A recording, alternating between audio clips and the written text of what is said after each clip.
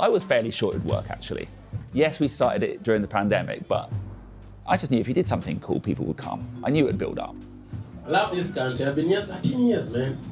Yeah, illegally, but that's beside the point. Don't want to talk about that tonight. I don't want to be deported. My life is great here. I used to have a very tough life back in Africa. I used to be very thin, very dark. I used to look like this. I think we went from 4 shows per week to like 20 shows per week. Yeah. So we started off thinking, okay, Thursday, Friday, Saturday, Sunday. And then we went, okay, let's just go every day. And then the big decision really was maybe 18 months in when we said, okay, even though we can't really justify the audience numbers at the time, but let's just do 2 shows every single day and just push it. Yeah. And it's worked. The Japanese audience has gone from 0 repeat audience members to 10, 20% every show. And a show like, for one of the regular, like Yurie-san, for example, will probably have 60% of the same audience, which means they understand stand-up. You don't have to explain it anymore. They call me fat, you guys. Yeah!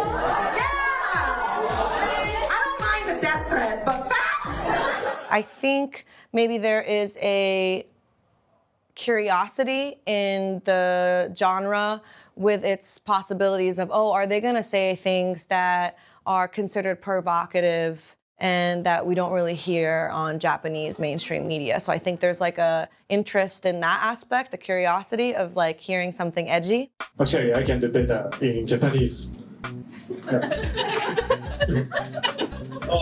Yes. But I will do in English tonight. Yeah. For minorities. やっぱりスタンダップコメディでまず大切なのが話すことの話題のチョイスだと思っていて、でやっぱり日本で日本人向けにやるときはそんなになんていうんですか、インターナショナルなことを言っても皆さんわからない時もありますし、日本でやるときはやっぱり日本人と日本人としてのまず話題のチョイスですかね。そこが一番なんか違うところ、日本語でやるときと違うところではあって。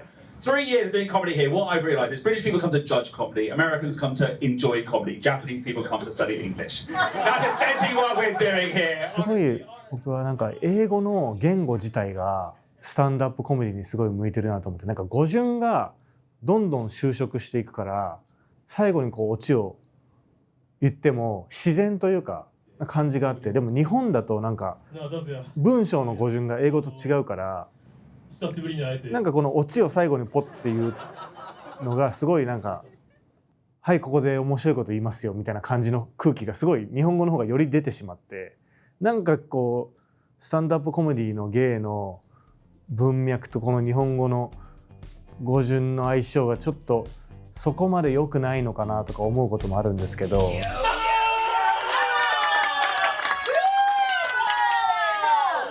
べっぴんさん一つ飛ばし。ジョージ・クルーニー？ブラッド・ピット？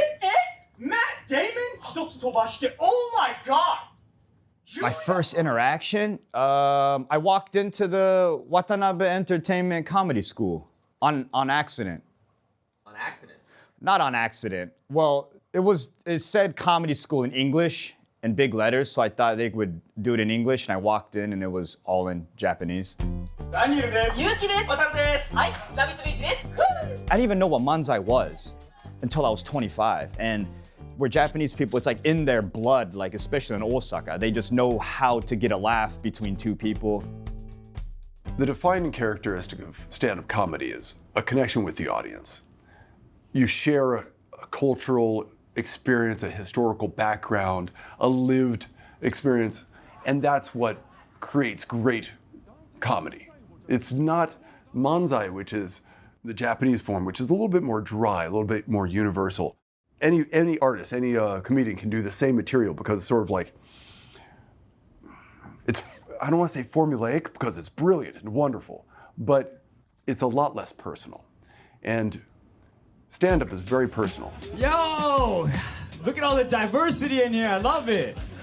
Because I usually do my comedy in Japanese only for Japanese people, so it's nice to see a crowd that doesn't flinch when I make eye contact. Sumimasen. Gaijin kawaii. A sold-out show can have like 60 people, and all of them can be from 60 different countries. You know, you can have someone from Australia, someone from Morocco, someone from Mauritania, someone from Brazil, someone from Peru. And so for you to come up with a joke that cuts across all these people, it is very challenging. So the way I do that is to try and write jokes about shared experiences. I like your fashion. You play golf. You're rich, okay? Nice. What do you do for a living? Still a student. What are you studying? Useless. Economics is useless. I studied economics. Look at me now. This is you in 10 years. You will be a black man in Tokyo. In any big city, you know, you're like surrounded by so many people, but you can feel so alone. You know, I think that's like a common experience in like any urban landscape, but especially in Tokyo, I've heard it described that way.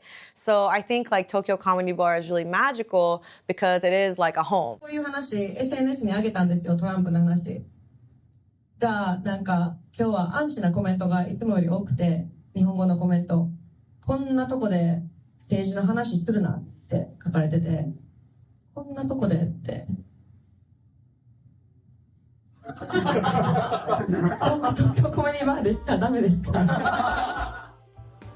People just come to our English shows because they know it's going to be fun. They're not coming to see this person or that person necessarily. They just know you turn up 7:30 at Tokyo Comedy Bar or any stand-up comedy show and there'll be a great lineup.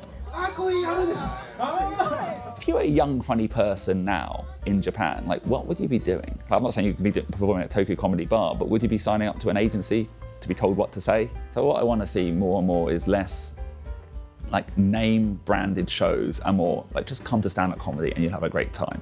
And I think once we achieve that, then we will have hit something amazing. And then that will be true growth for moving forward from that.